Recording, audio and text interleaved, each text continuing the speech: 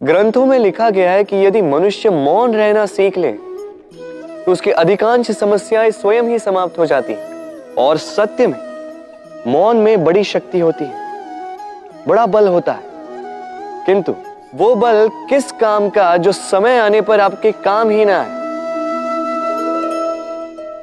क्या सदा मौन रहना उचित है? नहीं।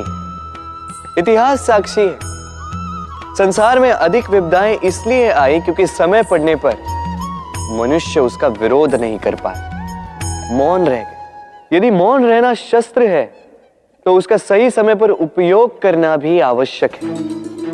यदि अकारण मौन रहोगे तो बुरे तत्व उसे सहमति समझ लेते, फिर धीरे धीरे वो आपका स्वभाव बन जाता है, आपका अभ्यास हो जाता है और फिर आपका व्यक्तित्व एक साधारण से पाषाण के भांति बन जाता है।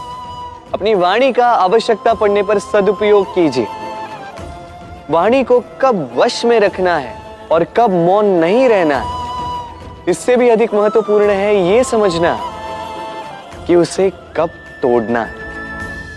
राधे राधे। जीवन में हम कई लोगों से मिलते हैं, आप भी ऐसे कई लोगों से मिले होंगे जिन्होंने स्वयं को असफल मान लिया, निराश हो चुके, जिन्होंने ये स्वीकार कर लिया है कि इस जीवन में उनसे कोई कार्य हो ही नहीं पाएगा, वो कुछ कर ही नहीं सकते, किसी कार्य के वो योग्य ही नहीं। किंतु ऐसा नहीं, इस संसार में ऐसा कुछ भी नहीं है जो योग्य नहीं है।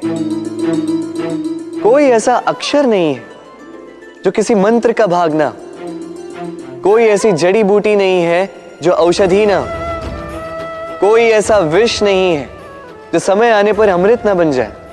और इसी प्रकार कोई व्यक्ति अयोग्य नहीं होता, उसे अयोग्य बनाती है उसकी सोच।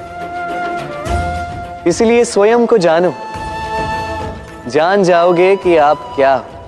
अपने अंतर मन को जगाएं, आप देखेंगे कि जिस संसार की नींव ही बनी है आशा से, उस संसार में निराशा, हताशा और हार जैसा कोई भाव अस्तित्व ही नहीं रखता।